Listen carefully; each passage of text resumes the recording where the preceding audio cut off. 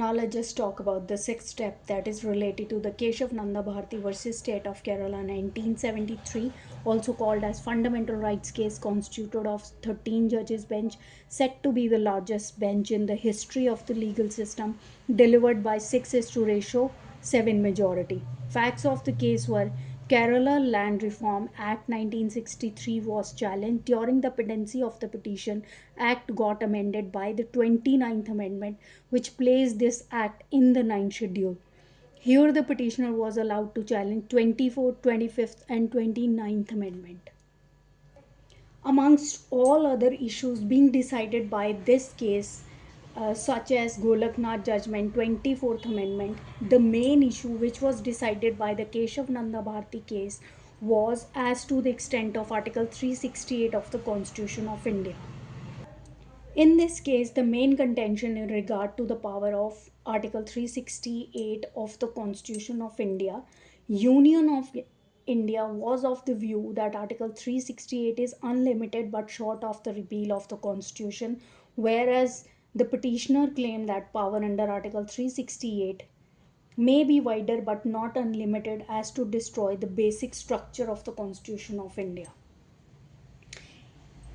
In order to resolve the issue, 13 judges bench was constituted. Justice Sikri, then Chief Justice, delivered the main judgment. In regard to the Golaknath judgment, it overruled the Golaknath view, which held that fundamental rights cannot be amended under Article 368 of the Constitution of India. In regard to the 24th Amendment, which added the word power to the marginal heading of 368, Keshav Nanda Bharti case held that it is declaratory in nature, meaning that power is already or inherent in Article 368, 24th Amendment. By adding the word power to the marginal heading of 368 only declares it. In regard to clause 4 to Article 13 and clause 3 to Article 368 by the 24th Amendment, Keshav Nanda Bharti case held that it is valid in law. Here comes the main issue, which is settled the controversy, which is what is the extent of constitutional power under Article 368 of the Constitution of India. In order to solve this dilemma, bench was divided into three categories. First category, constituted of 6 judges bench, Justice Khanna was of its own view, and the remaining judges constituted the third category. First category constituted of Justice Sikri, then Chief Justice of India, Justice Shehlat Grover, Justice Hegde, Justice Reddy, Justice Mukherjee.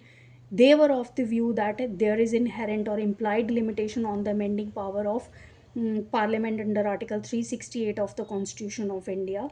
Justice Khanna was of the view that no implied limitation but cannot abrogate the Constitution, whereas the remaining judges, that constituted of Justice A.N. Ray, Justice Chandrachud, Justice Matthew, Justice Beg, Justice Deveti Palikar were of the view that no limitation of any sort, whether express or implied, is there in Article 368 of the Constitution of India. But the majority judgment was delivered by the Justice Sikri, and he held that 368 has got implied limitation.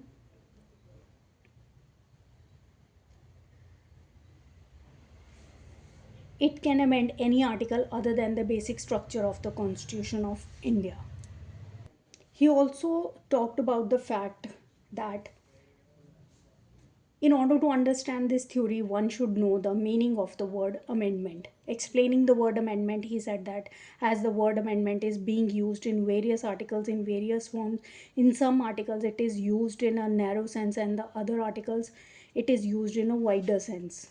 In light of the variety of phrases or provisions it being used, it could be inferred that Article 368 has got the power to amend. Also, reading preamble, like freedom of individual, its inalienability, importance of social, economic, political justice, importance of directive principles of state policy, non-inclusion of Article 52, 53 and various other provisions in Article 368 of the Constitution of India itself shows that it has got widest but not unlimited power. So a sense of the Constitution, that is basic structure or essentials, shall remain intact or untouched.